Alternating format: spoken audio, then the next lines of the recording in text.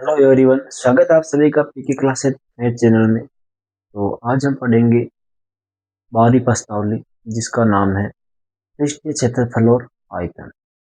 इसमें कुछ महत्वपूर्ण सूत्र है जो यहाँ पर हम एक सारणी बनाएंगे तो उस सारणी के जरिए याद करेंगे उस सूत्रों को। तो सबसे पहले हम इधर लिख लेते हैं क्रमांक,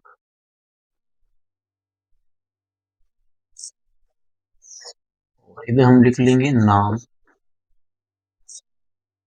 और यहाँ पर हम उनकी बनाएंगे आकृति, और यहाँ पर हम उन आकृतियों के क्षेत्रफल लिखेंगे और इधर लिखेंगे आयतन। देखो 6-7 सूत्र है इसे, मतलब 6-7 आकृति है, उनके आपको क्षेत्रफल और आयतन आपको याद करना है। इस प्रश्नावली में सबसे पहले हम एक नंबर लगाते हैं घन। तो घन की आकृति किस प्रकार की होती है? घन जो होता है वो 4 वर्ग से मिलकर के बनता है, सॉरी 6 वर्ग से मिलकर के बनता है घन। ये उसकी आकृति होती है घन की। तो घन का क्षेत्रफल होता है 6 वर्ग से, देखो वर्ग का क्षेत्रफल होता है भुजा स्क्वायर, तो 6 वर्ग से मिलकर के बनता है, इसका मतलब 6 इंटू भुजा स्क्वायर हो जाएगा। और आयतन कितना हो जाएगा? तो इसका आयतन निकालेंगे तो होता है भुजा का क्यूब, भुजा का क्यूब। फिर 2 नंबर पर हमारे पास आता है घनाभ। तो घनाभ का क्षेत्रफल, देखो घनाभ की आकृति, घनाभ जो होता है वो आयत से मिलकर के बनता है। किससे मिलकर बनता है?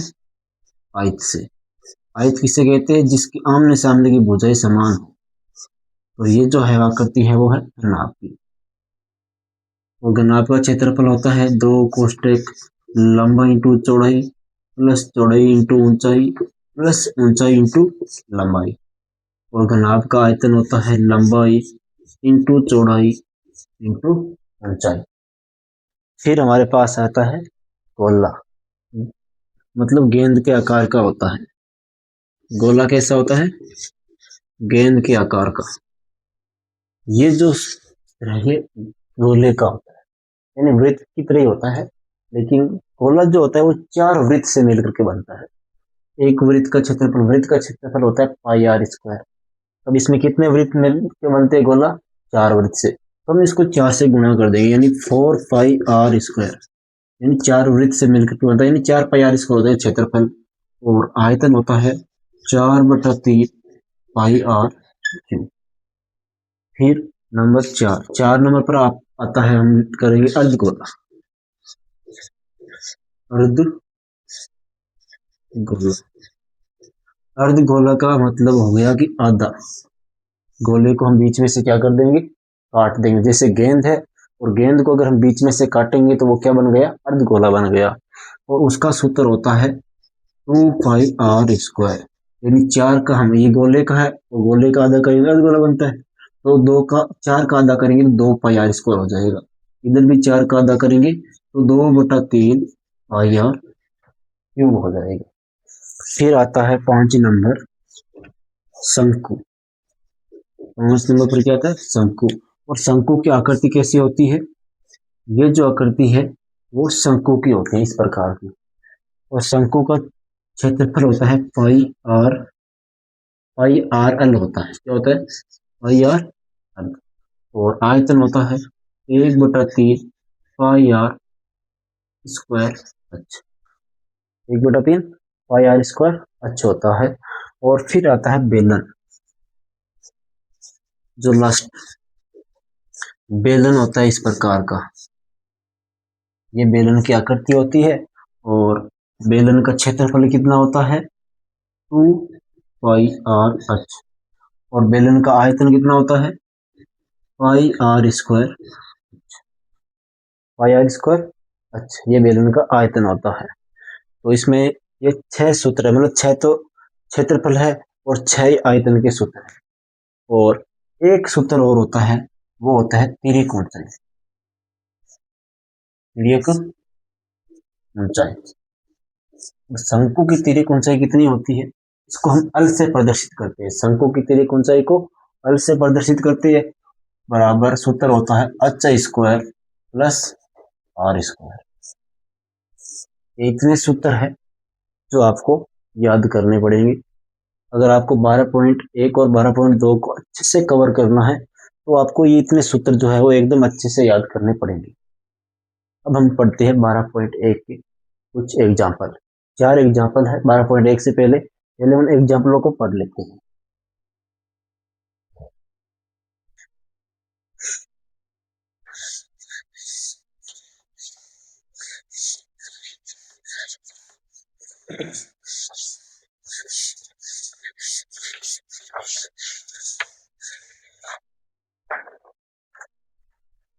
तो देखो पहला एग्जाम्पल क्या है। पहला एग्जाम्पल है कि रशीद को जन्मदिन के उपहार के रूप में एक लट्टू मिला। जन्मदिन के उपहार के रूप में एक लट्टू मिला जिस पर रंग नहीं किया गया है और वह इसे पर अपने मोमीय रंगों से रंग करना चाहता है। तो यह लट्टू शंकु के आकार का है। किसके आकार का है? शंकु के आकार का है। ये हमने बना दिया शंकु। शंकु के आकार का ये लट्टू है और इस शंकु के ऊपर क्या है? एक अर्धगोला अध्यारोपित है। अर्धगोला यानी आधा गोला, यानी ये इसके ऊपर क्या है? एक अर्धगोला अध्यारोपित है और हमें इस लट्टू की ऊंचाई 5 सेंटीमीटर दे रखी है। ये जो लट्टू है ना इसकी टोटल ऊंचाई कितनी है? 5 सेंटीमीटर है। 5 सेंटीमीटर है और इसका व्यास दे रखा है 3.5 सेंटीमीटर।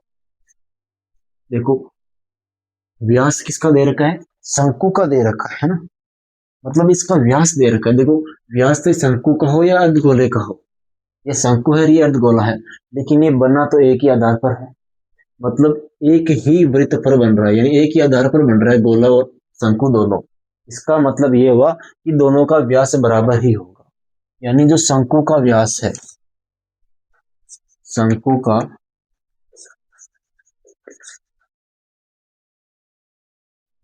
व्यास है वो अर्धगोले के व्यास के क्या है? अर्धगोले का व्यास बराबर है और व्यास है 3.5 सेंटीमीटर।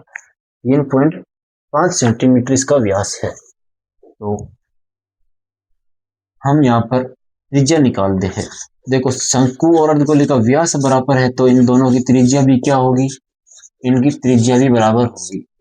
अर्धगोले की त्रिज्या शंकु की त्रिज्या बराबर अर्धगोले की त्रिज्या कितनी हो जाएगी?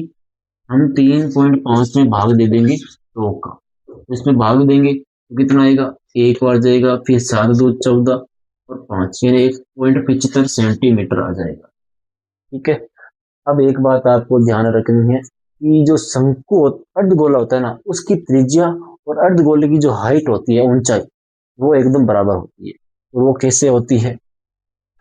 देखो ये हमारे पास एक गोला है, ठीक है, ये इसका हो गया केंद्र। ठीक। अब यहाँ पर देखो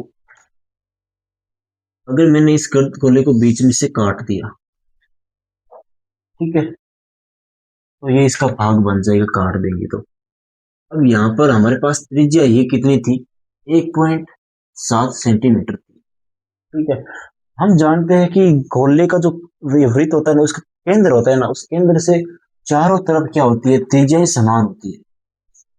इनकी त्रिज्या क्या होती है? समान। मतलब ये भी 1.7 है, ये भी 1.7 है, ये भी 1.7 है, ये भी 1.7। तो यहाँ पर देखो हम, ये तो हमारे पास गोला है, हमें चाहिए अर्धगोला, तो ये मैंने इतना हटा दिया, ये हमारे पास क्या बन गया? अभी अर्धगोला बन गया। तो इसमें एक जितना ये 1.5 है, इसका मतलब 1.75 है, तो ये भी 1 पॉइंट क्या होगा?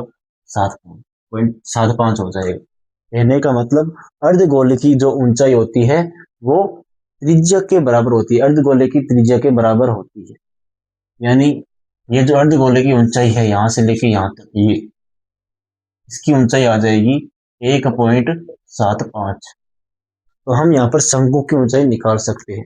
देखो टोटल ऊंचाई हमारे पास 5 है, अर्धगोले की ऊंचाई 1.75 है। अगर हम 5 में से ये वाला भाग निकाल देंगे तो ये वाला भाग आ जाएगा जो शंकु का है। तो शंकु की ऊंचाई, शंकु की ऊंचाई बराबर, अगर हमारे पास टोटल भाग 5 है तो उसमें से 1.75 निकाल देंगे तो 3.25 बच जाएगा सेंटीमीटर। अब देखो हमारे पास शंकु है, तो शंकु का क्षेत्रफल निकालने के लिए हमें शंकु की तिर्यक ऊंचाई निकालनी पड़ेगी। तो शंकु की तिर्यक ऊंचाई का सूत्र क्या होता है? तिर्यक ऊंचाई को अल से प्रदर्शित करते हैं और अल बराबर होता है रूट में R square plus H square. ये सूत्र होता है तिर्यक ऊंचाई को ज्ञात करने का। तो यहाँ पर एच का मान देखो, आर का मान, आर त्रिज्या, त्रिज्या का मान तो हमारे पास है 1.75 और इसका स्क्वायर कर देंगे, ये रूट में प्लस एच का मान हमारे पास आ रहा है 3.25 और इसका क्या कर देंगे अल बराबर। देखो इसको अगर हम सरल करेंगे, सरल करके इधर 1.75 को यानी 1.75 का वर्ग करेंगे, 2 बार गुणा करेंगे, 3.25 का भी 2 बार गुणा करेंगे, तो इनको गुणा करके फिर इनको जोड़ेंगे तो हमारे पास इसका जो मान आएगा वो कितना आएगा, वो 13.6 आ जाएगा। 13 पॉइंट क्या आएगा, 6 कुछ इस प्रकार का आएगा। और फिर 13.6 जो है इसका मान, जो रूट का जो मान होता है वो लगभग 3.7 सेंटीमीटर के क्या होता है, बराबर होता है। और ये जो मान है वो लगभग में होता है।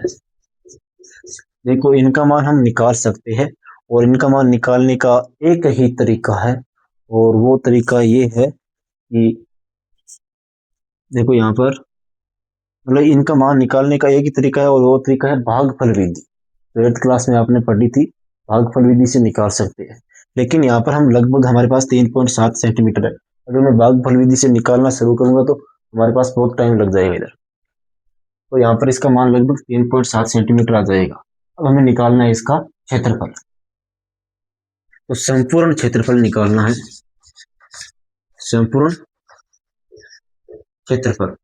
संपूर्ण क्षेत्रफल बराबर, देखो क्या क्या यूज हो रहा है इसमें, एक तो इसमें है अर्धगोला, एक तो इसमें क्या है ऊपर इसमें अर्धगोला है, तो पहले हम अर्धगोला लिख लेते हैं, अर्धगोले का क्षेत्रफल प्लस दूसरा इसमें क्या है, दूसरा इसमें है शंकु, तो यहाँ पर शंकु का क्षेत्रफल और जोड़ दें, प्लस शंकु का क्षेत्रफल।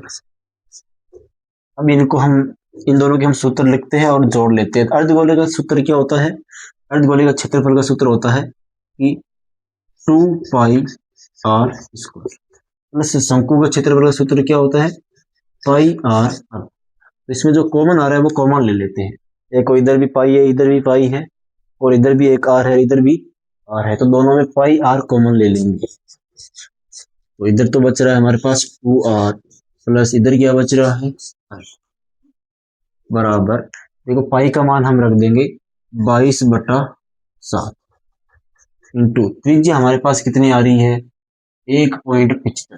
देखो इसे 1.75 की जगह हम 35/2 रख लेते हैं, आएगा तो वो सेम ही, हम 35/2 जैसे पॉइंट हटाएंगे तो ये बट्टा में क्या आ जाएगा, एक जीरो, यानी 35/20 आ जाएगा, यानी पॉइंट हटाएंगे तो बट्टा में जीरो, यानी 10 आ जाएगा, 10 को 2 से गुणा करेंगे तो 20 आ जाएगा। कोष्टक 2 इंटू यहाँ पर भी 35 यानी 3.5/2 रख लेते हैं और प्लस अल का मान, अल का मान हमारे पास कितना आया था 3.7, ठीक है। तो अब देखो ये 7 पंजा 35, 7 का पाड़ा 5 बार बोलते तो 35 आता है, और फिर अगर इधर हम बोलते हैं 5 चौक 20, 5 का पाड़ा 4 बार बोलेंगे तो 20 आता है, तो 5 चौक 20 और ये 2 एकम 2 और ये 2 मतलब 2 का पाड़ा इधर 11 आ जाएगा, 22 बार 22 को काट दें 11 बार और ये 2 के पाड़े से 4 मतलब 2 बार कट जाएगा, यानी 11/2 बच रहा है इधर, और ये इधर 2 से 2 कट जाएगा। तो इधर हमारे पास, इधर तो हमारे पास बच रहा है 11 और अंदर बच रहा है 3.5 प्लस 3.7, 11 इंटू इसको हम 11 में 2 और बच रहे हैं ना बट्टा 2, तो इधर हम इसको जोड़ेंगे तो 5 2 7 5 12 2 से लगेंगे 3 3 6 1 7 यानी 7.2 आ जाएगा। और 72 में 2 का भाग देते तो 36 आता है, यानी 3.6 आ जाएगा। 11 को गुणा करेंगे 3.6 से, तो यहाँ पर 6 का 66 का 6 से लगेगी 6, और 33 से 3 39, यानी 39.6 इसका उत्तर आ जाएगा। 39.6 सेंटीमीटर स्क्वायर, ये इसका आ जाएगा लगभग में उत्तर। ये है हमारा पहला एग्जाम्पल। अब हम पढ़ते हैं दूसरा एग्जाम्पल करते हैं। तो दूसरा एग्जाम्पल में क्या है, पहले इसको साफ कर लेते हैं।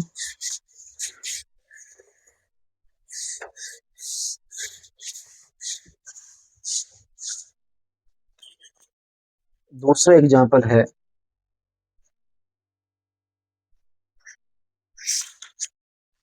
आकृति 12.7 में दर्शाया गया सजावट के लिए प्रयोग होने वाला ब्लॉक 2 ठोसों से मिलकर के बनता है।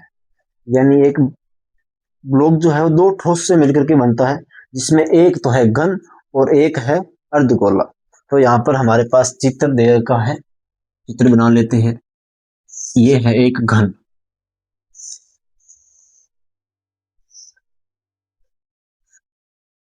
और इस घन के ऊपर क्या है, अर्धगोला अध्यारोपित है।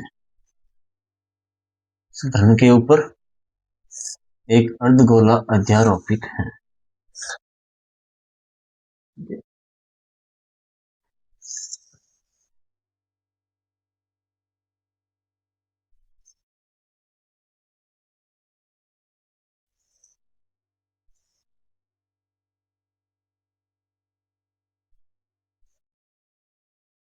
प्रकार का ये बन जाएगा चित्र।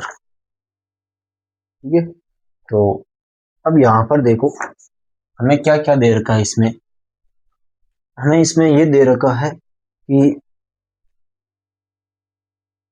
घन की जो भुजा है, यानी कोर जो है, किनारे वाला जो घन है वो 5 सेंटीमीटर का है। यानी घन की कोर का मतलब ये जो घन की भुजाएं हैं, ये एक घन की 3 भुजा होती है, तीनों भुजाएं क्या होती है, घन की समान होती है। तो घन की हमें एक भुजा दे रखी है, यानी एक कोर दे रखी है, वो कितनी है, घन की भुजा बराबर 5 सेंटीमीटर दे रखी है। दूसरा एग्जाम्पल है ये। और हमें दे रखा है कि अर्धगोले का व्यास 4.2 सेंटीमीटर है, तो पाई का मान 22/7 रखना है। ठीक है, ये जो ऊपर अर्धगोला बन रहा है ना, इसमें हम इसका व्यास दे रखा है 4.2 सेंटीमीटर।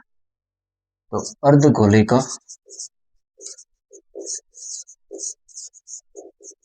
का व्यास 4.2 सेंटीमीटर दे रखा है। तो त्रिज्या क्या हो जाएगी, अर्धगोले की त्रिज्या r बराबर हो जाएगी 4.2/2 बराबर 2.1 सेंटीमीटर हो जाएगी।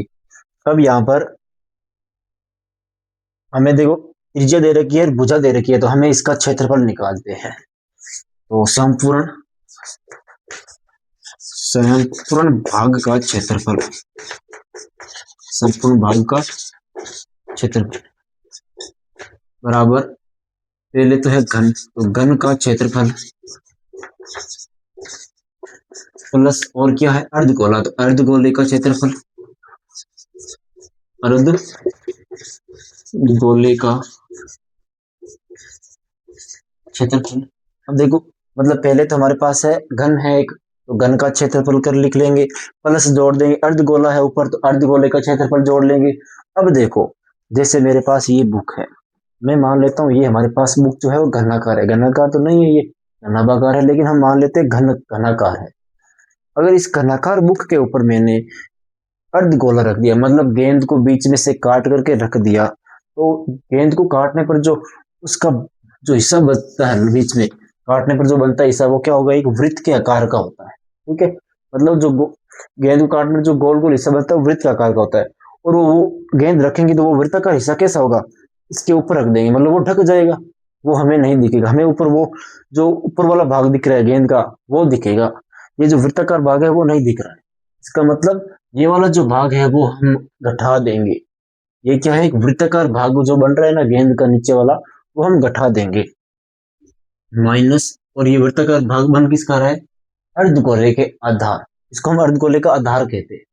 ठीक है, यानी तल बोल सकते हैं आधार, अर्धगोले का तल बोल सकते हैं, आधार कह सकते हैं। अर्धगोले के आधार का क्षेत्रफल,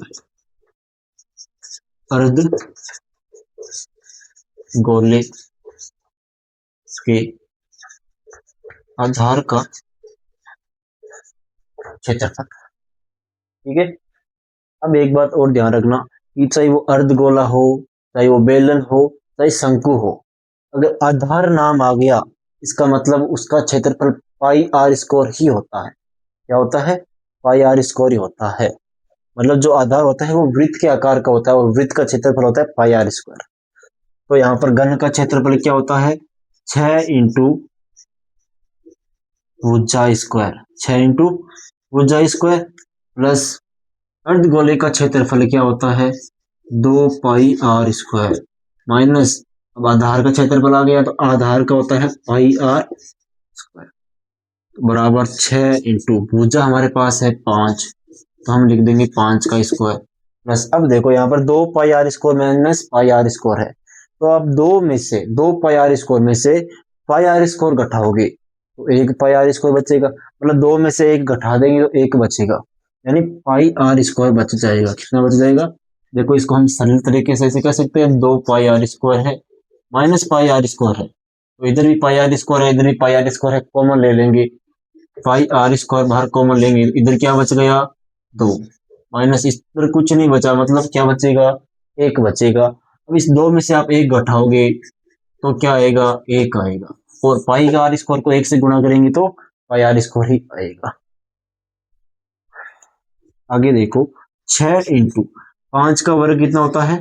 25 प्लस पाई का मान 22/7 रखना है इंटू त्रिज्या हमारे पास कितनी आई थी? 2.1, 2.1 इंटू 2.1। अब 25 का पारा देखो 6 बार बोलते तो 25 चौका 150 होता है, 25 छक्का 150 होता है, 25 छक्का 150 प्लस, अब ये कट जाएगा, 1 7 7 20 14 3 7 21, अब पॉइंट था तो एक संख्या से पहले पॉइंट लग जाएगा, और पॉइंट के बाद में कोई संख्या नहीं है पहले तो क्या लगा देंगे? 0 लगा देंगे। तो अब इसको हम गुणा करते हैं 3 से, मतलब 22 से करते हैं तो 6 6 आ जाएगा, और एक संख्या से पहले पॉइंट है तो पॉइंट आ जाएगा इंटू 2.1 बराबर 150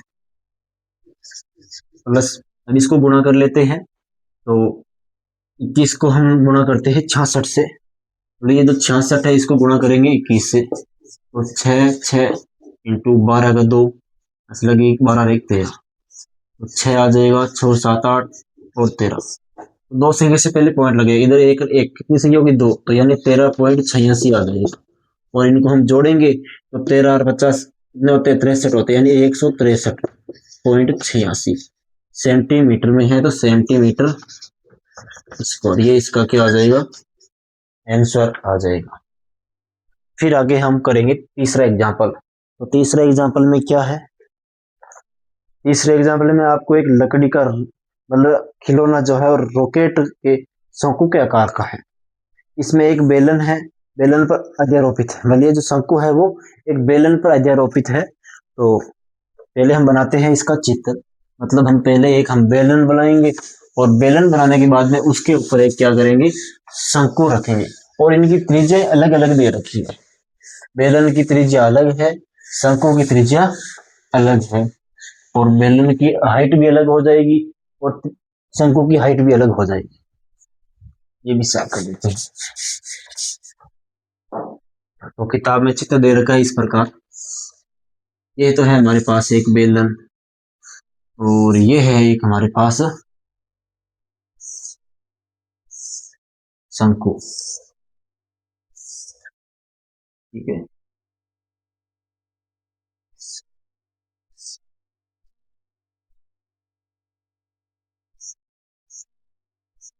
इस प्रकार का है। तो हमारे पास टोटल इसकी कितनी ऊंचाई कितनी दे रखी है? देखो टोटल ये जो संपूर्ण खिलौना है ना, इस संपूर्ण खिलौने की ऊंचाई आपको दे रखी है 26 सेंटीमीटर। कितनी दे रखी है? 26 सेंटीमीटर, यानी संपूर्ण खिलौने की ऊंचाई 26 सेंटीमीटर है, और जो शंकुआ का भाग है, यानी जो शंकु का भाग है ना, कहाँ तक है? ये यहाँ से लेके यहाँ तक है, इसका मान दे रखा है 6 सेंटीमीटर। ठीक है, और बेलनाकार भाग का व्यास दे रखा है और शंकुकार भाग का व्यास दे रखा है। तो पहले हम शंकुकार भाग का लिखते हैं। तो शंकु का व्यास कितना दे रखा है?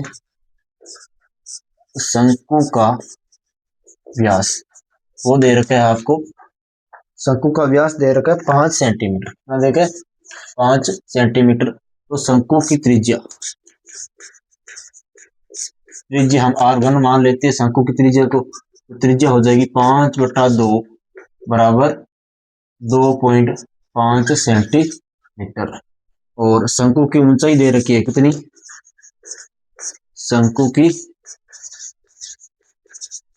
ऊंचाई इसको हम h1 मान लेते हैं। ऊंचाई कितनी दे रखी है? 6 सेंटीमीटर।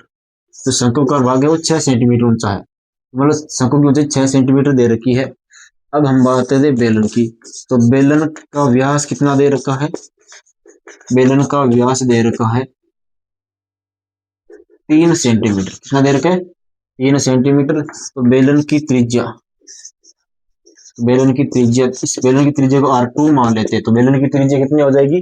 3/2 बराबर 1.5 सेंटीमीटर। अब हम बेलन की ऊंचाई हम निकाल लेंगे। देखो टोटल भाग कितना है? 26 सेंटीमीटर ऊंचा है और शंकुकार भाग जो है वो 6 सेंटीमीटर ऊंचा है।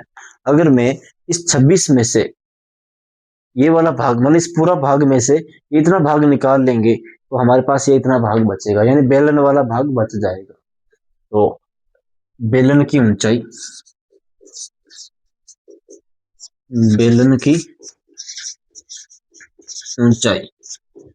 h1 इसकी h2 मान लेते हैं।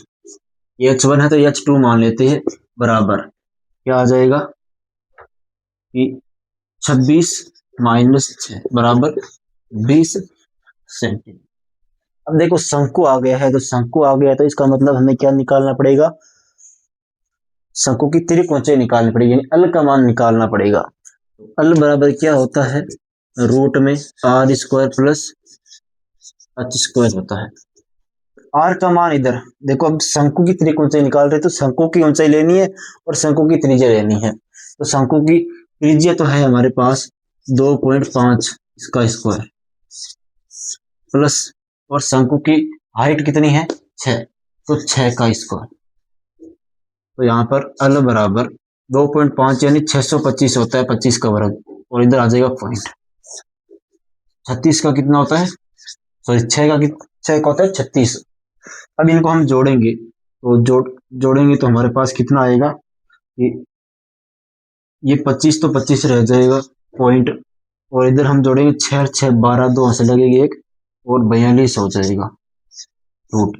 और ये जो मान है वो 65 का है। किसका है? 4225। अगर हम 65 को 65 से गुणा करेंगे तो 4225 आएगा, यानी 4225 आएगा। अल्लाह बराबर आ जाएगा 665।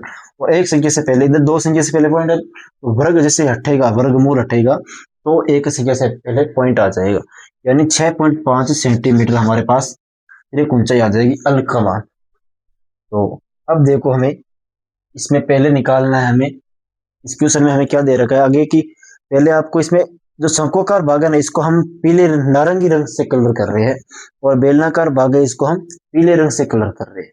तो हम पहले नारंगी रंग का क्षेत्रफल निकालेंगे, नारंगी रंग से रंगे जाने वाले भाग का क्षेत्रफल। तो इधर ही करते हैं, इधर लिख लेते हैं नारंगी रंग का क्षेत्रफल बराबर नारंगी रंग का क्षेत्रफल किसके ऊपर किया जा रहा है? शंकुआकार भाग का। तो शंकुआकार भाग का किया जाता है तो मतलब शंकु का क्षेत्रफल हो जाएगा एक, तो शंकु का क्षेत्रफल प्लस और क्या हो जाएगा? देखो यहाँ पर ये शंकु के नीचे का जो भाग है इसमें कलर करेंगे, इतना इधर हो पाएगा, इधर भी इतना भी इधर कर लेंगे। कहने का मतलब शंकु का जो नीचे का भाग होता है वो आधार कैसा होता है? वृत्ताकार होता है।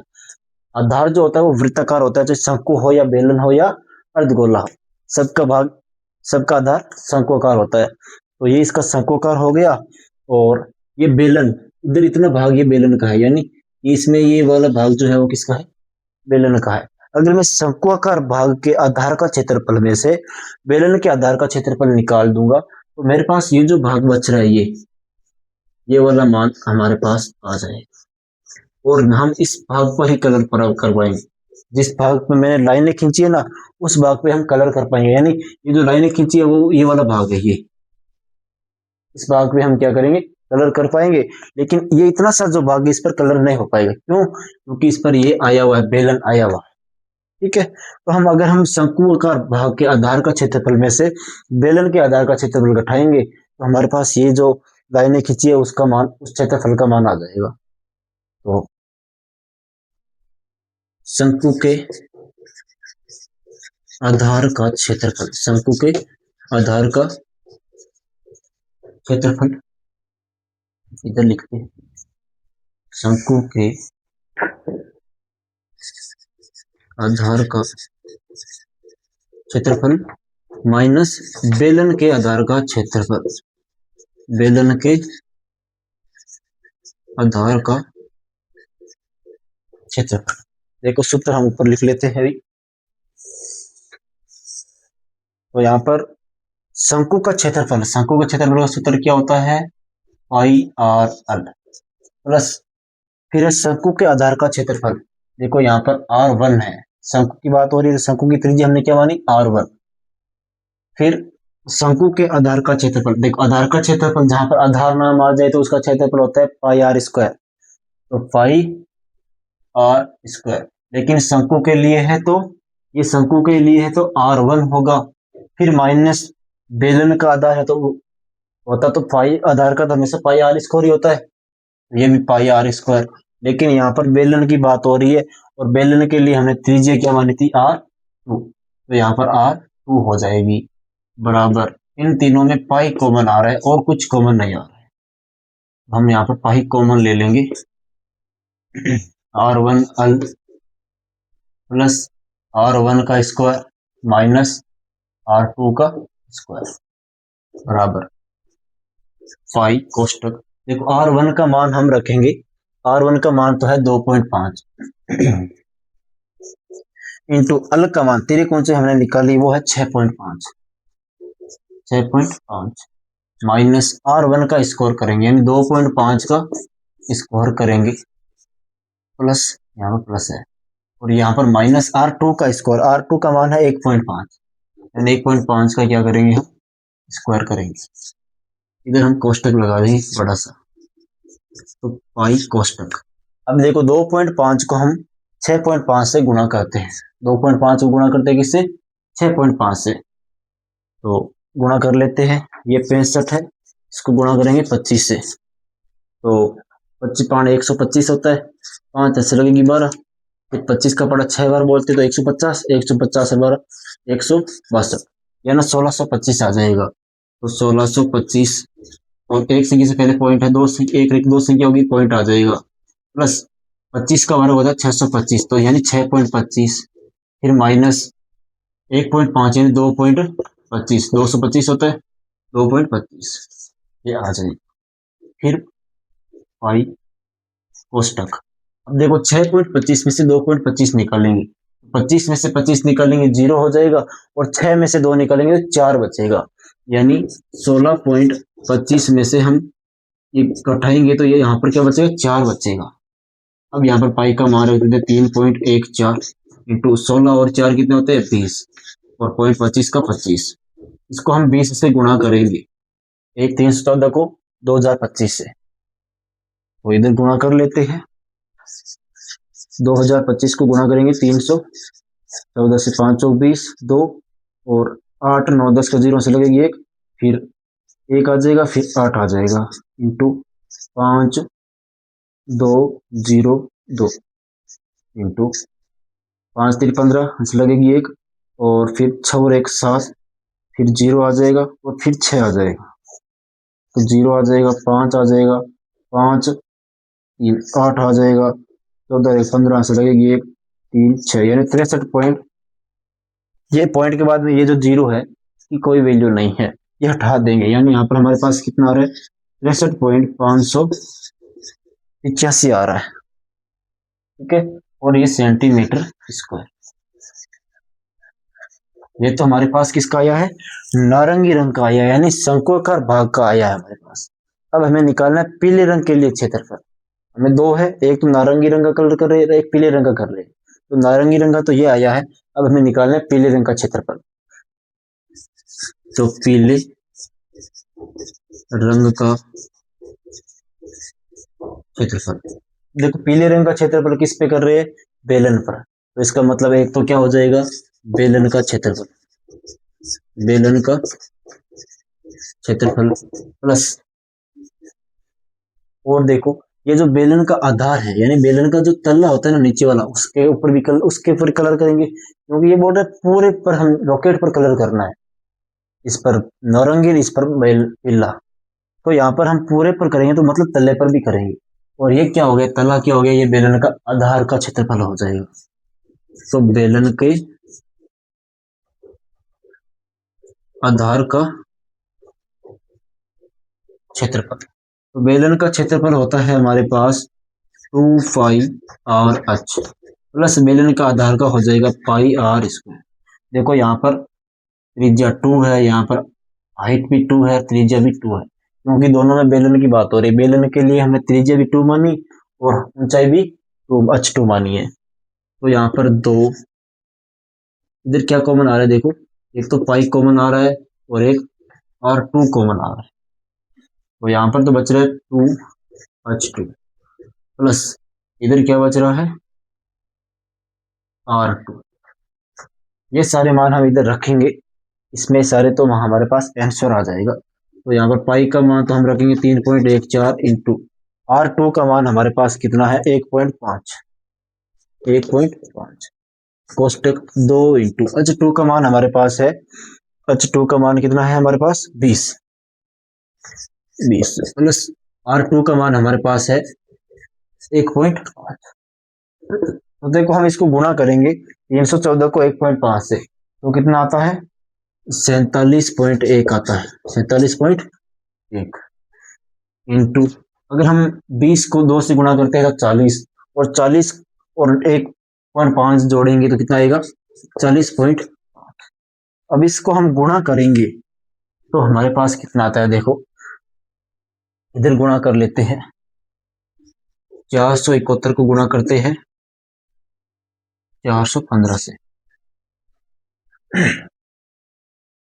तो 5 आ जाएगा, 35 का 5 से लगेगी 3 और 20 से 3 23, फिर 1 7 और 4, फिर आ जाएगा 4 और 7 चौक 28 का 8 से लगेगी 2, फिर 16 17 18, तो जोड़ लेंगे 5 5 और 1 6, फिर 7 3 10 4 14 चौक से लगेगी 1, फिर 8 4 12, फिर 14 और 1 15 से लगेगी 1, फिर 8 और 1 9 और 1, यानी 195 और पॉइंट आ जाएगा 4 6 5। देखो 1 2 3, मतलब पॉइंट किधर है, यहाँ पर ये 4.41 उत्तर आएगा ना, तो यहाँ पर 195.465 सेंटीमीटर स्क्वायर, ये इसका आ जाएगा आंसर। फिर हमारे पास एग्जाम्पल नंबर है 3, चाहिए एग्जाम्पल नंबर 3 ही था। फिर हमारे पास एग्जाम्पल नंबर 4 है कि मयंक ने अपने बगीचे के लिए एक पक्षी सन्नान घर खरीद बनाया है, जो चित्र में आपको दे रखा है, एक बेलन के आकार का है और उसके ऊपर एक अर्धगोला क्या है, मतलब ऊपर के भाग पे एक अर्धगोला आकार का बर्तन लगाया हुआ है। तो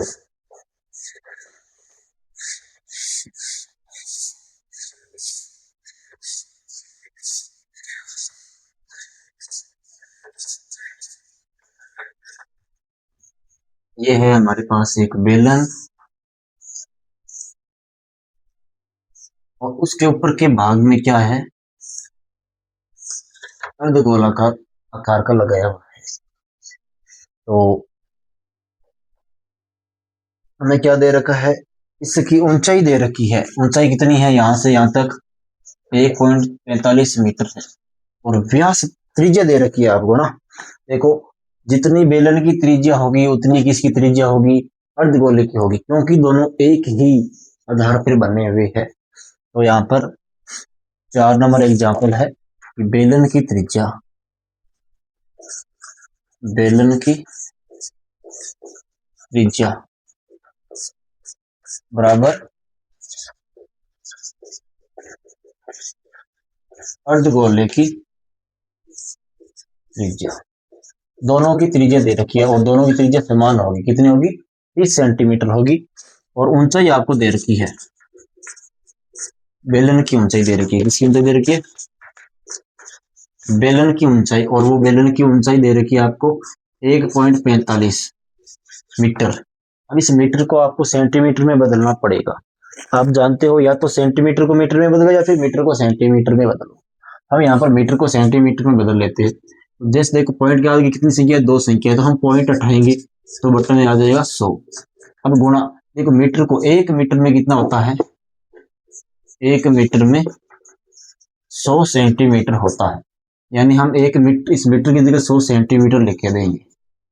ये सेंटीमीटर में चेंज हो जाएगा, ये 100 से 100 कट जाएगा और इसकी हाइट अच्छा ऊंचाई का आ जाएगा, जो मान है वो 145 सेंटीमीटर आ जाएगा। ठीक है।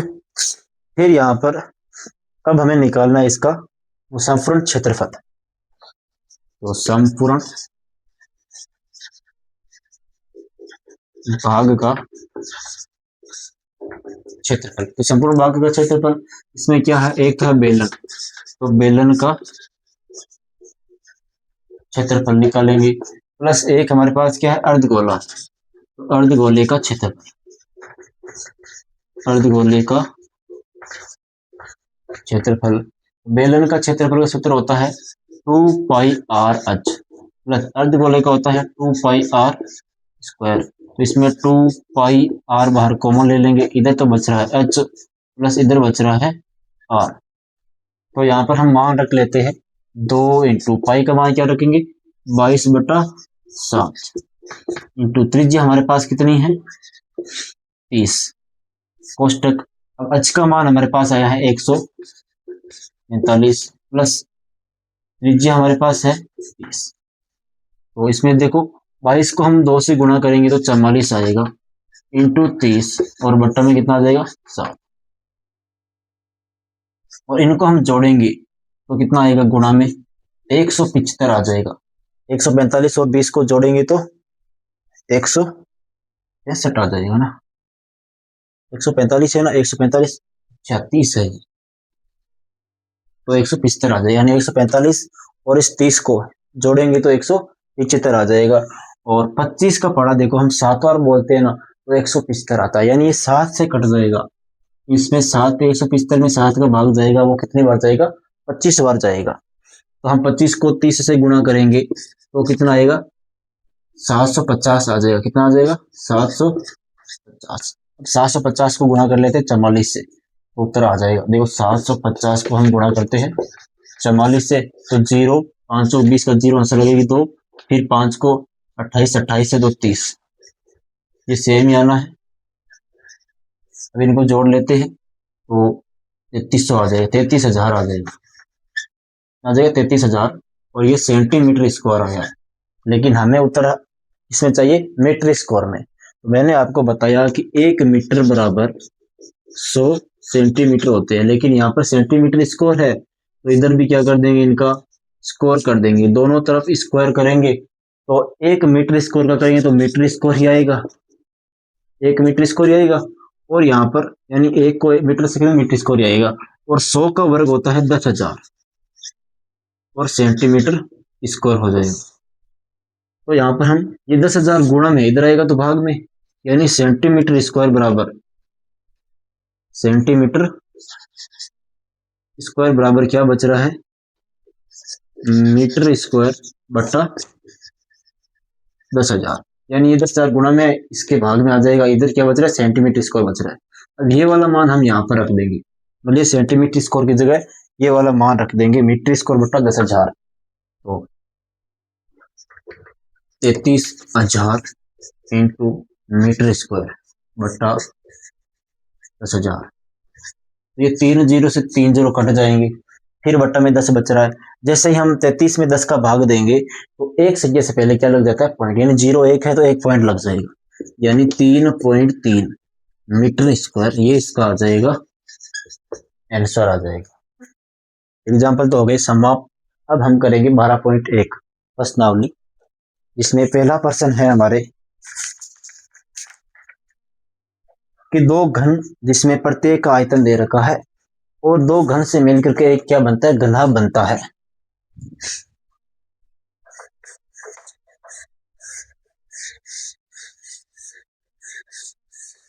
हम यहाँ पर एक दो घन बनाएंगे और दो घन से मिलकर के क्या बन रहा है, एक घनाभ बन रहा है।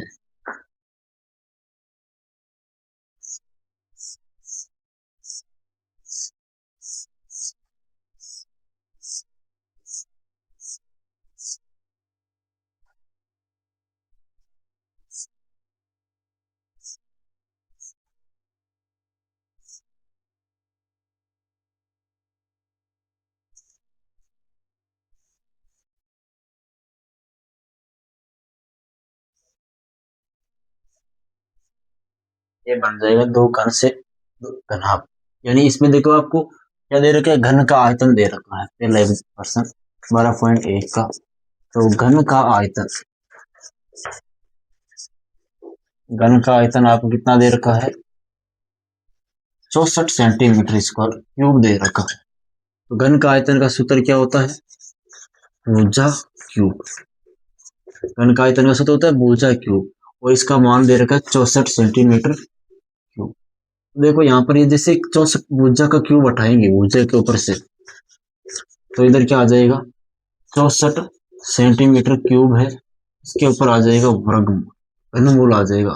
3 का मतलब क्या हो गया, इसका घनमूल हो गया। और 64 का घनमूल कितना होता है, 4 होता है, और सेंटीमीटर आ जाएगा। यानी हमारे पास भुजा कितनी हो जाएगी, 4 सेंटीमीटर की। यानी घन की सारी भुजाएं समान होती है। यानी ये भी 4, ये वाली भी 4, और ये वाली भी 4, ये भी 4। अब देखो ये तो 4 है, लेकिन ये घन की जो, ये घन से जो घना बनता है, इसकी लंबाई कितनी होगी, 4 और 4, टोटल कितनी हो जाएगी, 8 सेंटीमीटर हो जाएगी। यानी ये वाली भी 4 है, ये भी 4 है, तो 4 और 4 कितनी हो गई, 8 सेंटीमीटर हो गई। यानी जो घनाभ की जो विमा है, घनाभ की विमा है, और वो ये है, एक तो है 8 सेंटीमीटर की, एक है 4 सेंटीमीटर की, और फिर से एक 4 सेंटीमीटर है। तो हम घनाभ का क्षेत्रफल निकालते हैं। तो घनाभ, हमें घनाभ का क्षेत्रफल निकालना है। घनाभ का क्षेत्रफल बराबर क्या होता है सूत्र, 2 कोष्टक l v plus b h plus h l. तो यहाँ पर 2 कोष्टक, एल का मान हमारे पास कितना है 8, इंटू एच बी का मान 4 है, प्लस 4 इंटू 4, प्लस एच का मान 4 है, इंटू एल का मान कितना आ गया वापिस 8। ठीक है, यानी ये एल का है, ये बी का मान है, ये एच का मान है। यहाँ पर हम मान रखेंगे, तो फिर मान रख के इनको गुणा करना है। तो 4 को 2 से करेंगे 32, प्लस 4 को 4 से गुणा करेंगे 16, इस 4 को 8 से करेंगे तो 32। अब इनको जोड़ देंगे, और जोड़ के कोष्टक हटाएंगे तो गुणा का चिन्ह आ जाएगा। 16, 32 से 32 होता है 64, और 64 16 कितना हो जाएगा, 70, 80, 80 हो जाएगा। कितना हो जाएगा, 80। और हम 80 को 2 से गुणा करेंगे तो 160 सेंटीमीटर स्क्वायर। ये इसका आ जाएगा घनाभ का क्षेत्रफल आ जाएगा। यह है पहला प्रश्न का आंसर। बहुत ही छोटा सा प्रश्न है, सरल सा। अब देखो दूसरा प्रश्न है, कोई बर्तन एक खोखले अर्धगोले के आकार का है और जिसके ऊपर एक खोखला बेलन अध्यारोपित है। ठीक है, और अर्धगोले का व्यास 14 सेंटीमीटर है, और इस बर्तन की कुल ऊंचाई है वो 13 सेंटीमीटर है। तो इस बर्तन का आंतरिक पृष्ठीय क्षेत्रफल ज्ञात कीजिए। तो हम इसमें चित्र बनाते हैं। एक बेलन है, और उस बेलन के ऊपर क्या है, एक अर्धगोला अध्यारोपित है। यानी इसमें अर्धगोले के आकार का है, उसके ऊपर एक बेलन अध्यारोपित है ना। यानी एक बर्तन जो है वो अर्धगोले के आकार का है, ये हमने बना दिया एक अर्धगोला, और इस अर्धगोले के ऊपर एक बेलन अध्यारोपित है, तो ये बना दिया बेलन। इसके ऊपर क्या है, एक बेलन अध्यारोपित है, और इसकी आगे इसमें क्या दे रखा है, तीसरा प्रश्न में या दूसरा में इसकी कुल ऊंचाई दे रखी है आपको 13 सेंटीमीटर, यानी यहां से लेके यहां तक जो ऊंचाई है वो है 13 सेंटीमीटर, और व्यास दे रखा है आपको कितना, 14 सेंटीमीटर, मतलब अर्धगोले का व्यास 14 है। तो एक बात ध्यान रखना कि जितना अर्धगोले का व्यास है उतना ही बेलन का व्यास होगा, क्योंकि ये अर्धगोला और बेलन दोनों एक ही आधार पर बने हैं, यानी दोनों एक ही आधार पर बने हैं, तो दोनों की व्यास भी सेम होगा और दोनों की त्रिज्या भी बराबर होगी। यहाँ पर हम लिख देंगे दूसरा प्रश्न कि अर्धगोले का व्यास बराबर, ये जो बेलन दे रखा है ऊपर अध्यारोपित है, इस बेलन का व्यास दोनों का बराबर होगा, और वो कितना है, 14 सेंटीमीटर है। 14 सेंटीमीटर है, तो अगर व्यास दोनों का बराबर है तो दोनों की त्रिज्या भी क्या होगी, बराबर होगी। तो अर्धगोले की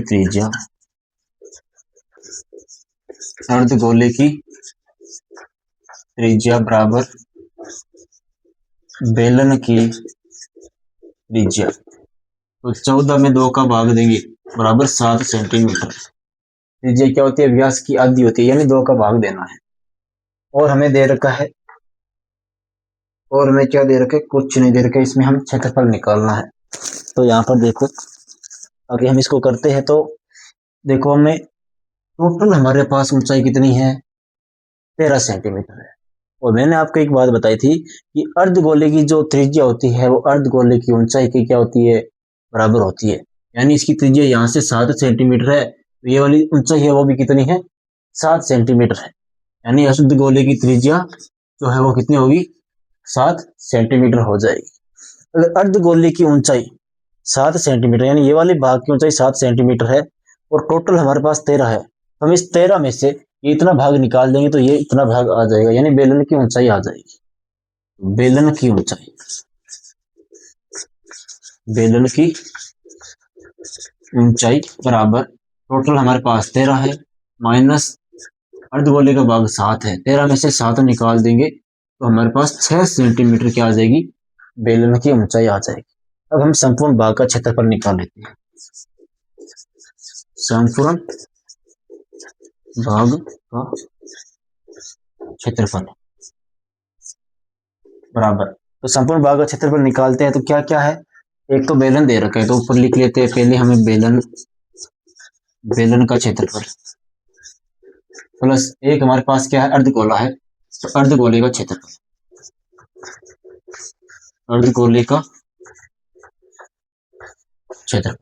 देखो, एक तो हमें बेलन दे रखा है तो बेलन का क्षेत्रफल, और एक अर्धगोला दे रखा है तो अर्धगोले का क्षेत्रफल हो जाएगा। तो बेलन का होता है 2 पाई आर प्लस अर्धगोले का क्षेत्रफल, अर्धगोले का क्या होता है 2 पाई आर स्क्वायर। इसमें जो कॉमन आ रहा है वो कॉमन ले लेते हैं, तो इसमें आ रहा है 2 आ रहा है, पाई आ रहा है, आर आ रहा है, इधर क्या बच रहा है, अच्छा, यानी इधर भी 2 पाई आ रहा है, इधर भी 2 पाई आ रहा है। तो यहाँ पर देखो एक आर बाहर आ गया तो एक आर बच जाएगा, तो यहाँ पर 2 इंटू पाई का मान हमें रखना है 22/7 इंटू त्रिज्या हमारे पास कितनी 7, कोष्टक हाइट हमारे पास कितनी 6 प्लस त्रिज्या 7, तो ये 7 से 7 कट जाएगा और 22 को 2 से गुणा करेंगे तो 44 आ जाएगा, और 6 और 7 कितने होते हैं 13। अब इस 44 को 13 से गुणा करेंगे तो 13 चौक 52, 52 का 2 आ जाएगा और 52 और 3 57, 572 सेंटीमीटर स्क्वायर, ये इसका क्या आ जाएगा, आंसर आ जाएगा। फिर है हमारे पास प्रश्न नंबर 3। तो तीसरा प्रश्न हमारे पास है, ये खिलौना त्रिज्या 3.5 सेंटीमीटर वाले एक शंकु के आकार का है जो उसी त्रिज्या वाले एक अर्धगोले पर अध्यारोपित है। इस खिलौने की संपूर्ण ऊंचाई 15.5 सेंटीमीटर है। इस खिलौने का संपूर्ण पृष्ठीय क्षेत्रफल ज्ञात कीजिए। तो हमें यहाँ पर क्या दे रखा है कि शंकु है और उसके ऊपर एक अर्धगोला अध्यारोपित है। शंकु है और उसके ऊपर क्या है, एक अर्धगोला अध्यारोपित है। हम पहले एक शंकु बनाएंगे और उसके ऊपर एक अर्धगोला अध्यारोपित करेंगे। यानी एक शंकु है। ये तो हो गया हमारे पास एक शंकु, और इसके ऊपर क्या अध्यारोपित है, अर्धगोला अध्यारोपित है। और इस संपूर्ण भाग की जो लंबाई है वो कितनी है, 15.5 सेंटीमीटर है। ठीक है, और आपको इसमें त्रिज्या भी दे रखी है। त्रिज्या कितनी दे रखी है, 3.5 सेंटीमीटर दे रखी है। देखो अब यहाँ पर देखो, जितनी त्रिज्या शंकु की होगी उतनी त्रिज्या किसकी होगी, अर्धगोले की होगी, क्योंकि दोनों एक ही वृत्त पर बने, दोनों एक ही आधार पर बने हैं। तो यहाँ पर शंकु की त्रिज्या, शंकु की त्रिज्या बराबर अर्धगोले की त्रिज्या, तो दोनों की बराबर होगी। और त्रिज्या दे रखी है 3.5 सेंटीमीटर। तो और हमारे पास क्या दे रखा है, देखो शंकु की अर्धगोले की जो त्रिज्या होती है ना, वही अर्धगोले की क्या होती है, ऊंचाई होती है। तो ये तीसरी चौथी बार बता रहा हूं मैं कि अर्धगोले की त्रिज्या अर्धगोले की ऊंचाई के बराबर होती है, और अर्धगोले की त्रिज्या 3.5 है। यानी ये अर्धगोले की जो ऊंचाई है वो कितनी है, 3.5 है। तो हम शंकु की ऊंचाई निकाल सकते हैं। तो अगर हम टोटल 15.5 में से ये वाला भाग निकाल देंगे 3.5, तो हमारे पास ये वाला भाग आ जाएगा। यानी शंकु की ऊंचाई, शंकु की ऊंचाई बराबर टोटल है 15.5। इसमें से अगर हमने 3.5 निकाल दिया, 3.5, तो हमारे पास आएगा 12 सेंटीमीटर आ जाएगा, 12 सेंटीमीटर आ जाएगा। तो अब हमें निकालने शंकु की तिर्यक ऊंचाई, क्योंकि क्षेत्रफल में हमें चाहिए तिर्यक ऊंचाई, अल का मान चाहिए। हम अल का मान निकालते हैं। अल बराबर होता है रूट में R square plus H square बराबर, आर का मान कितना है इधर, आर का मान है इसमें 3.5, 3.5 का स्क्वायर प्लस एच का मान है 12 का स्क्वायर बराबर, देखो 3.5 को हम 3.5 से गुणा करते हैं तो कितना आता है, यानी 35 को 35 से गुणा करेंगे तो 25 को 5 10 लगेगी 2, और 5 15 16 17, 5 3 15 से लगेगी 1, और 9 और 1 10, तो इधर 1225 आ जाएगा। जोड़ेंगे तो कितना आएगा, 1225, यानी 12.25 प्लस 12 का होता है 144। तो यहाँ पर हम जोड़ लेंगे, इनको जोड़ेंगे तो 25 तो आ जाएगा पॉइंट, और इधर कितना आ जाएगा, तो 4 5 6 और 5 एक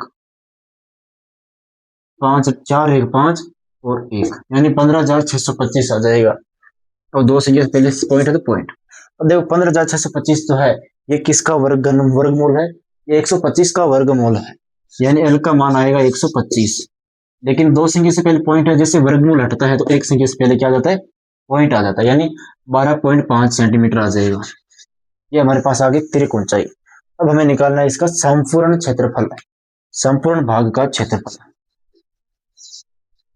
संपूर्ण भाग का क्षेत्रफल। तो संपूर्ण भाग का क्षेत्रफल निकालेंगे, यानी इसमें क्या क्या है, एक तो है अर्धगोला, ऊपर क्या है इसमें अर्धगोला, तो अर्धगोले का क्षेत्रफल प्लस, और नीचे क्या है शंकु है, तो शंकु का क्षेत्रफल, शंकु का क्षेत्रफल। तो यहाँ पर देखो अर्धगोले का क्षेत्रफल है, अर्धगोले का होता है 2 पाई आर स्क्वायर प्लस शंकु का होता है पाई आर एल, शंकु का क्या होता है, पाई आर एल होता है।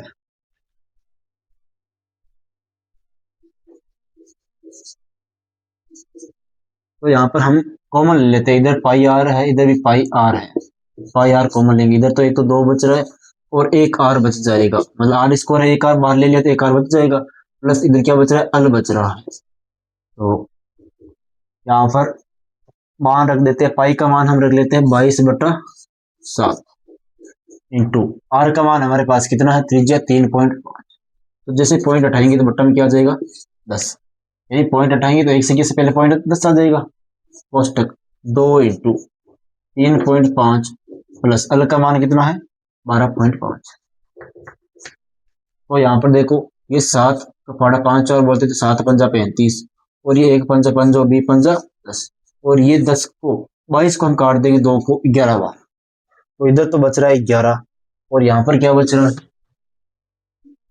11 इंटू, देखो 35 को 2 से गुणा करने पर कितना आता है 70 आता है, और 70 और एक से पहले पॉइंट है, तो यानी 7 पॉइंट क्या आ जाएगा 0, यानी 7.0 आएगा, और पॉइंट के बाद में 0 है तो उसका कोई मतलब नहीं है, हम सीधा 7 लिख देंगे प्लस 12.5, तो 11 इंटू, अब 12 7 कितने होते हैं 19, और 0.5 है तो 5, मतलब इसको हम जोड़ेंगे तो 19.5 आएगा, और अब इसको हम गुणा करेंगे 11 से, तो 11 का पहाड़ा 5 और बोलेंगे 5, 55 का 5 ऐसे लगेगी 5, फिर 11 का पहाड़ा 9 और बोलेंगे 99, 99 4 104, 104 का 4 ऐसे लगेगी 10, 11 का पहाड़ा एक बार बोलेंगे तो 11 11 10 कितने होता है 21, तो 214.5, एक से पहले पॉइंट है तो पॉइंट आ जाएगा, यानी 214.5 सेंटीमीटर स्क्वायर, ये इसका आ जाएगा क्षेत्रफल आ जाएगा, संपूर्ण भाग का क्षेत्रफल आ जाएगा। फिर है प्रश्न नंबर 4 नंबर प्रश्न क्या है कि भुजा है 7 सेंटीमीटर और एक घनाकार ब्लॉक है, उसके ऊपर अर्धगोला रखा हुआ है, तो अर्धगोले का अधिकतम व्यास क्या हो सकता है, इस प्रकार बने ठोस का संपूर्ण पृष्ठीय क्षेत्रफल ज्ञात कीजिए। तो यहाँ पर हम एक घन बनाएंगे, मतलब घन बनाएंगे, और उस घन के ऊपर क्या रखना है एक अर्धगोला रखेंगे, जिस प्रकार आपके पीछे एग्जाम्पल में एक क्वेश्चन है, बिल्कुल सेम उसी प्रकार है, एकदम बिल्कुल वैसा का वैसा। तो यहाँ पर ये है घन,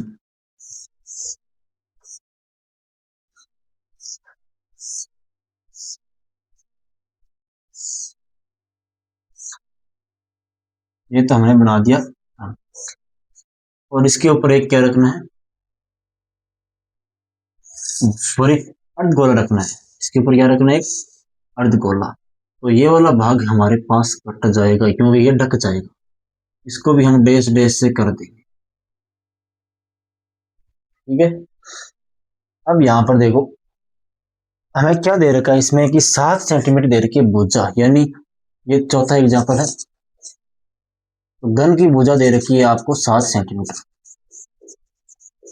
घन की भुजा बराबर 7 सेंटीमीटर दे रखी है, और आपको व्यास निकालना है, तो देखो घन की भुजा बराबर ही घन का व्यास है, यानी ये वाला जो हम घन के ऊपर कोई गोला रखेंगे तो वो भुजा के बराबर होगा, यानी घन की भुजा बराबर गोले का व्यास, यानी अर्धगोला है, अर्धगोले का व्यास, अर्धगोले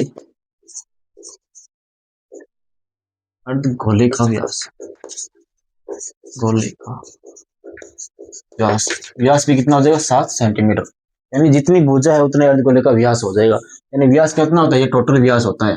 अब हम अर्धगोले की त्रिज्या निकालेंगे, अर्धगोले की त्रिज्या कितनी हो जाएगी 7/2 सेंटीमीटर हो जाएगी, तो हम इसमें संपूर्ण इसका संपूर्ण भाग का क्षेत्रफल निकालते हैं, संपूर्ण भाग का क्षेत्रफल, तो संपूर्ण भाग का क्षेत्रफल निकालते क्या है इसमें, एक तो है घन, यानी घन का क्षेत्रफल, घन का क्षेत्रफल प्लस एक हमारे पास है अर्धगोला, तो अर्धगोले का क्षेत्रफल, और एक मैंने आपको बताया एग्जांपल में क्या बताया था कि ये जो अर्धगोले का ये जो भाग है ना, ये मतलब दड़ी गेंद जो होती है उस गेंद को काट करके हम उसके ऊपर रख देंगे, तो जो नीचे वाला जो वृत्ताकार भाग बनता है वो ढक जाता है, यानी वो वृत्त का क्षेत्रफल होता है, वृत्त बनता है यानी वो वृत्त का क्षेत्रफल है, यानी ये अर्धगोले भाग का भाग है, तो अर्धगोले का जो आधार का जो क्षेत्रफल होता है वो ढक जाता है, उसको हम क्या कर देंगे इसमें माइनस कर देंगे, यानी अर्धगोले के आधार का क्षेत्रफल क्या कर देंगे माइनस कर देंगे, तो यहाँ पर घन का क्षेत्रफल होता है 6 इंटू भुजा का स्क्वायर, प्लस अर्धगोले का क्या होता है 2πr स्क्वायर, माइनस आधार का, अब आधार चाहे अर्धगोला हो चाहे गोला हो चाहे बेलन हो चाहे शंकु हो, क्या होता है हमेशा πr स्क्वायर होता है, आधार का क्षेत्रफल होता है πr स्क्वायर, तो यहाँ पर बराबर 6, भुजा हमारे पास 7 दे रखी है तो 7 का हो जाएगा स्क्वायर इंटू 2, देखो 2πr स्क्वायर में से 1πr स्क्वायर घटा देंगे, देखो ये पीछे भी आया था, 2 में से 1 घटाएंगे तो क्या बचेगा यहाँ पर पाई आर स्क्वायर बचेगा, इधर बीच में प्लस का चिन्ह, पाई आर स्क्वायर बचेगा। तो 6 इंटू 7 का 7 से गुणा करेंगे, साथ ही साथ 49, यानी 7 का वर्ग होता है 49, प्लस पाई का मान हम रख देंगे 22/7 इंटू त्रिज्या हमारे पास कितनी है 7/2 इंटू 7/2। तो ये 7 से 7 काट देंगे और ये काट देंगे 11 बार।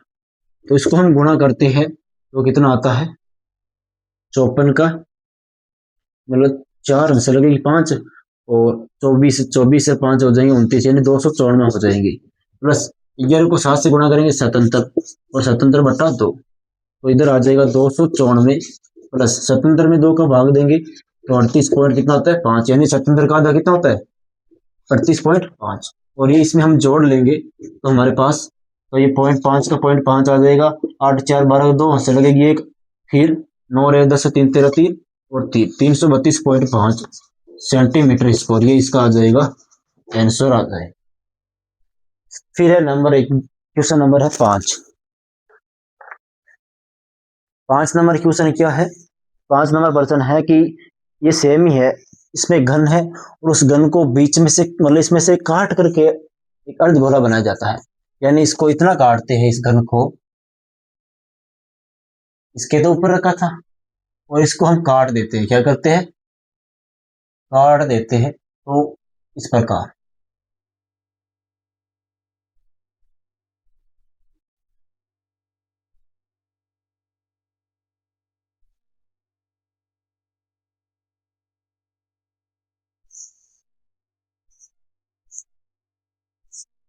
ठीक है, मतलब इसमें से इस प्रकार अर्धगोले को क्या करते थे बीच में से काट लेते हैं, तो काटने पर हमारे पास इसका क्या क्षेत्रफल आएगा, एकदम बिल्कुल इसके जैसा का जैसा ही है, कोई इसमें फर्क नहीं है बस, लेकिन हमें इसमें घन की भुजा दे नहीं रखी है, घन की भुजा दे नहीं रखी है, तो हम यहाँ पर घन की भुजा को क्या कर लेंगे मान लेंगे कि माना घन की भुजा है वो x सेंटीमीटर है, माना देखो हमें इसमें कुछ नहीं दे रखा है, मान कुछ भी नहीं दे रखा है, हमें ये बोल रखा है कि जो घन की भुजा है ना वो अर्धगोले के व्यास के बराबर है, इतना दे रखा है कि अर्धगोले का व्यास के बराबर है घन की भुजा, इसको इस प्रकार काट करके बनाया जाता है कि अर्धगोले का जो व्यास है वो घन की भुजा के बराबर हो, किनारे के बराबर हो, यानी किनारे यानी भुजा के बराबर हो, तो हम भुजा को मान लेते हैं x सेंटीमीटर, तो इसका व्यास भी क्या होगा 1 सेंटीमीटर, क्योंकि भुजा और व्यास बराबर है, तो त्रिज्या कितनी हो जाएगी x/2 सेंटीमीटर,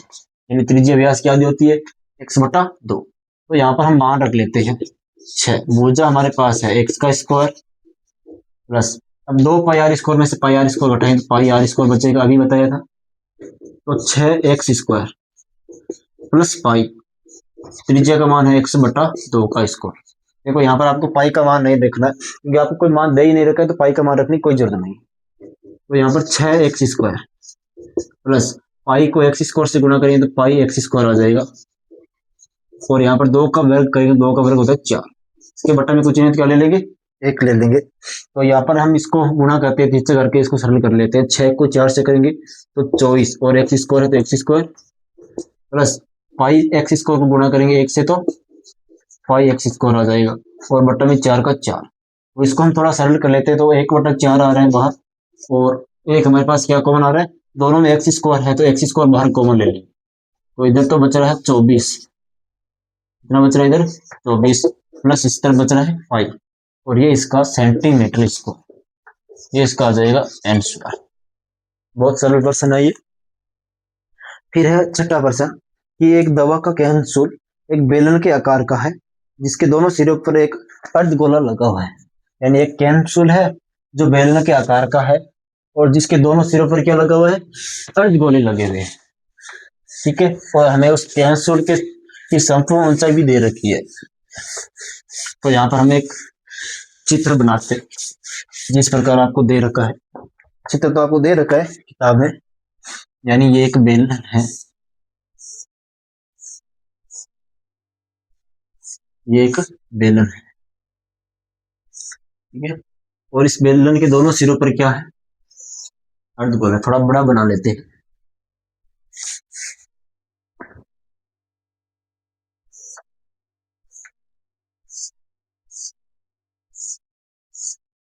और इनके दोनों सिरों पर क्या है, ये अर्धगोला है। और इसकी पूरी ऊंचाई दे रखी है, पूरी ऊंचाई कितनी दे रखी है, मतलब लंबाई कितनी दे रखी है, 14 मिलीमीटर, 14 मिलीमीटर। यानी देखो कैप्सूल, ये पूरे कैप्सूल की लंबाई 14 मिलीमीटर दे रखी है और व्यास दे रखा है 5 मिलीमीटर। देखो अगर व्यास, बेलन का व्यास है तो भी अर्धगोले का व्यास बराबर होगा, मतलब यहाँ पर भी बेलन का व्यास, इधर भी अर्धगोला, तो है नहीं, यानी कि मतलब इसमें 2 अर्धगोले और 1 बेलन, इन तीनों का व्यास क्या होगा, समान ही होगा, 5 मिलीमीटर होगा। तो यहाँ पर 6 नंबर प्रश्न कि बेलन का व्यास, बेलन का व्यास बराबर अर्धगोले का व्यास, अर्धगोले का व्यास कितना है, 5 मिलीमीटर है, 5 mm। तो इन दोनों का त्रिज्या भी क्या होगी, बेलन और अर्धगोले की त्रिज्या क्या हो जाएगी, 5/2, और 5 में 2 का भाग देंगे तो 2.5 mm। ठीक है, अब देखो हमारे पास त्रिज्या आ गई, देखो यानी, और हम जानते हैं कि जो त्रिज्या होती है वो अर्धगोले की ऊंचाई के बराबर होती है, यानी लंबाई के बराबर होती है। तो यहाँ पर इसका मतलब ये वाला जो है इसका मान भी 2.5 है और इसका मान भी 2.5 है, यानी ये वाला भाग जो अर्धगोला का ये भी 2.5 है, ये भी 2.5 है। अगर हम इस पूरे 14 में से ये 2.5 और ये 2.5 घटा देंगे, हमें बीच में जो बन रहा है ये बन रहा है बेलन, इस बेलन की हमें ऊंचाई पता चल जाएगी। तो बेलन की ऊंचाई, बेलन की ऊंचाई बराबर टोटल कितना, 14, 14 में से हम 2.5 घटा देंगे, माइनस, मतलब ये वाला 2.5 और ये वाला भाग भी, दोनों भाग घटा देंगे तो बराबर 14 माइनस, देखो 2.5 और 2.5 यानी अढ़ाई अढ़ाई कितने होते हैं, 5 होते हैं, -5, और 14 में से 5 निकालेंगे तो 9 सेंटीमीटर आ जाएगी ऊंचाई। अब हम इसमें निकालते हैं बेलन की टोटल, मतलब इस पूरे कैप्सूल का क्षेत्रफल निकालते हैं।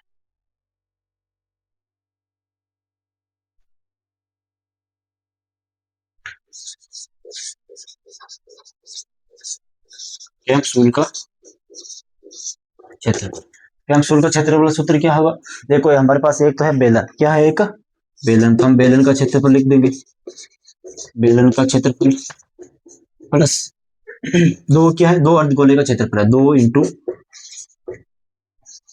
अर्धगोले का क्षेत्रफल, यानी अर्धगोले 2 है, एक इधर है एक इधर है, 2 है, हम 2 से गुणा कर देंगे। ठीक है, तो यहाँ पर देखो बेलन का क्षेत्रफल का सूत्र होता है 2πr(h) प्लस 2 इंटू अर्धगोले का होता है 2πr।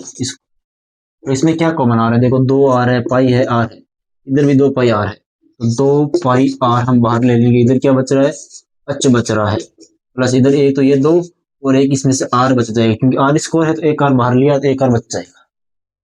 तो यहाँ पर 2 इंटू पाई का मान क्या रखना है हमें, 22/7, पाई का मान क्या रखना है इसमें, पाई का मान आपको रखना है, कुछ दे नहीं रखा है तो 22/7 ही रख लेते हैं, 22/7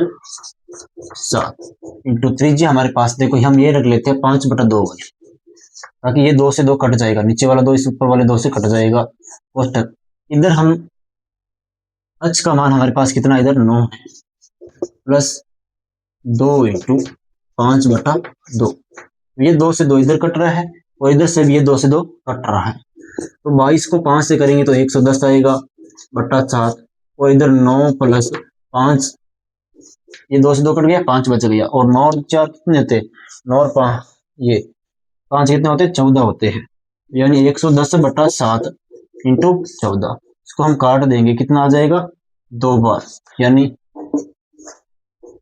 इसको गुणा करेंगे तो 220 सेंटीमीटर स्क्वायर इसका क्या हो जाएगा, उत्तर आ जाएगा। फिर आगे हम करते हैं 7वां प्रश्न। 7वां है कि कोई तंबू एक बेलन के आकार का है और उसके ऊपर एक शंकु अध्यारोपित है, मतलब एक बेलन के आकार का तंबू है और उसके ऊपर शंकु है, तो हम पहले एक बेलन बनाएंगे, मतलब बेलन के आकार का है तो पहले बेलन बनाएंगे, और उस बेलन के ऊपर क्या है, एक शंकु अध्यारोपित है, यानी उस बेलन के ऊपर हम बना देंगे एक शंकु। तो ये है हमारे पास बेलन,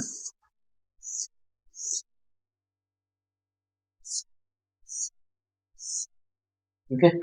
और इस बेलन के ऊपर क्या है, शंकु है, ये हमें बना दिया शंकु। हमें इसका पूरा क्षेत्रफल निकालना है। तो अभी टोटल लंबाई हमें इसमें दे रखी है। देखो सबसे पहले तो हमें देखो इसमें बेलनाकार भाग की ऊंचाई दे रखी है। बेलनाकार भाग की ऊंचाई कितनी है, यानी बेलनाकार भाग ये है, इसकी ऊंचाई हमारे पास कितनी है, 2.1 मीटर है। और व्यास दे रखा है 4 मीटर। तो हम पहले इधर लिख लेते हैं कि बेलन की ऊंचाई हमें दे रखी है, बेलन ये सातवां है, बेलन की ऊंचाई कितनी दे रखी है, 7 क्या 2.1 मीटर दे रखी है। और बेलन का व्यास दे रखा है, बेलन का व्यास। अब देखो बेलन का जो व्यास होता है वो शंकु के व्यास के क्या होगा, बराबर होगा। तो बेलन का व्यास बराबर शंकु का व्यास। बराबर क्यों होगा, क्योंकि दोनों एक, ये भी इसी आधार पर है, शंकु भी इसी आधार पर है, बेलन भी इसी आधार पर है, दोनों का आधार समान है तो व्यास भी समान होगा। और व्यास दे रखा है 4 मीटर। तो दोनों की त्रिज्या कितनी हो जाएगी, शंकु और बेलन की त्रिज्या हो जाएगी 4/2 बराबर 2 मीटर। यानी बेलन की त्रिज्या बराबर शंकु की त्रिज्या बराबर 4/2 यानी बराबर 2 मीटर आ जाएगी। फिर हमें इसमें क्या दे रखा है, तिर्यक ऊंचाई दे रखी है शंकु की। देखो अब आपको शंकु की तिर्यक ऊंचाई दे रखी है तो वो ज्ञात नहीं करनी पड़ेगी। शंकु की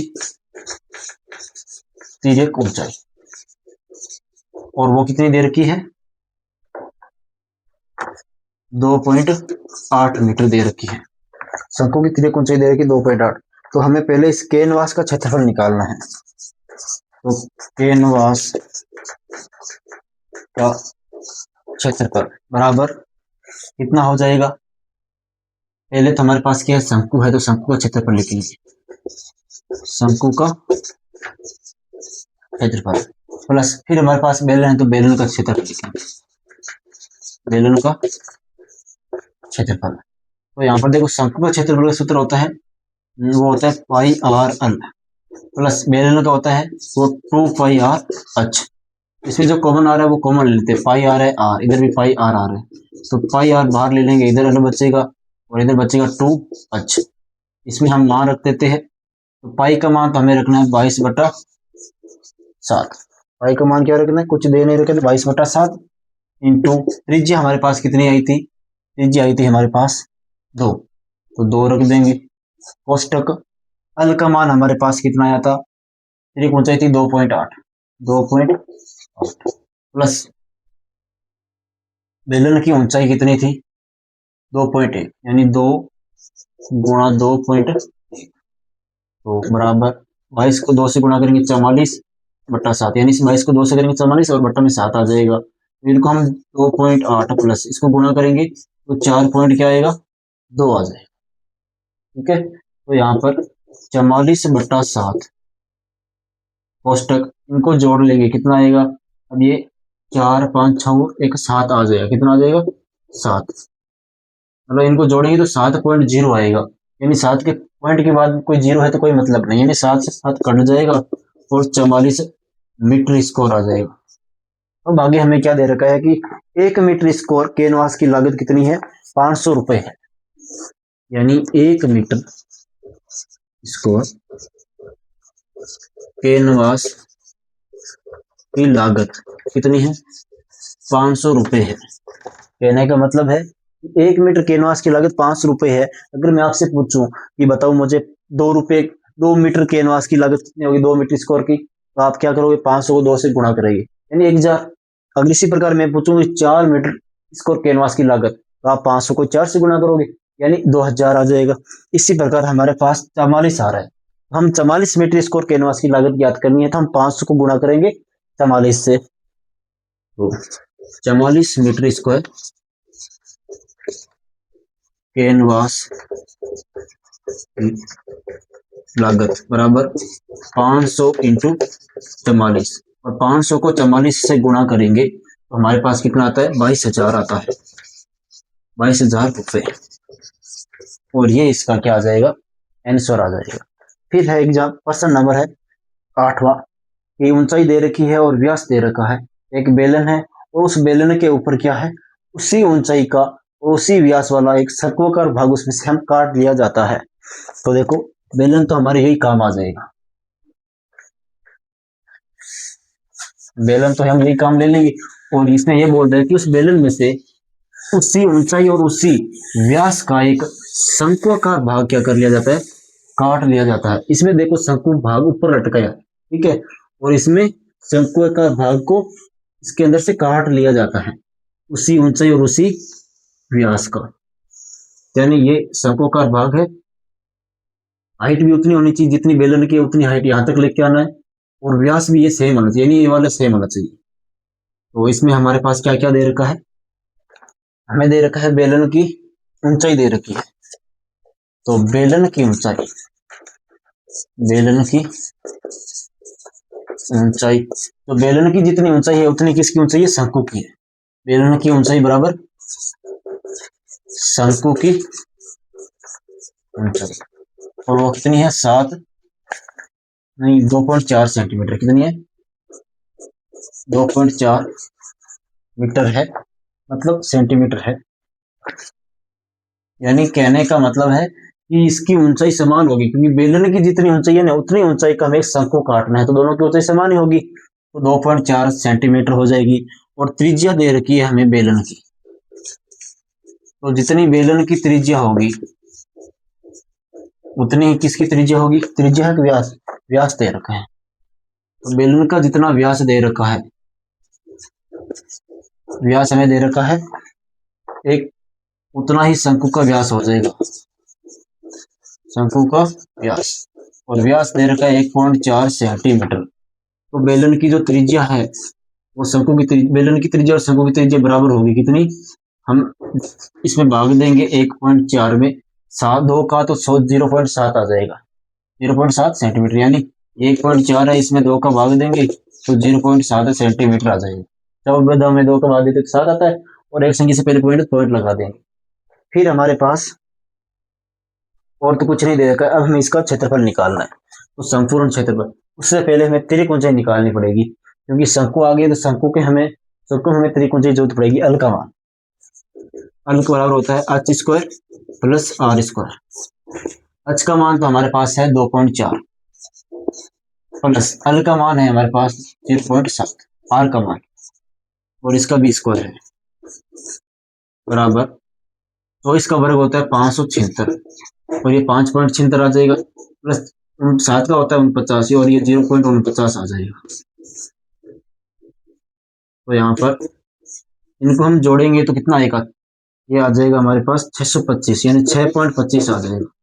इनको हम जोड़ेंगे तो 6.25 आएगा, और 625 जो होता है वो 25 का वर्गमूल होता है, तो यहाँ पर एक पॉइंट आ जाएगा, यानी 2.5 सेंटीमीटर आ जाएगा अल का मान। अल का मान हमारे पास आ गया कितना, 2.5 सेंटीमीटर। अब हम निकाल देंगे क्षेत्रफल। तो संपूर्ण भाग का क्षेत्रफल, संपूर्ण भाग का क्षेत्रफल, संपूर्ण भाग का क्षेत्रफल निकालेंगे तो क्या है संपूर्ण भाग में, एक तो है बेलन,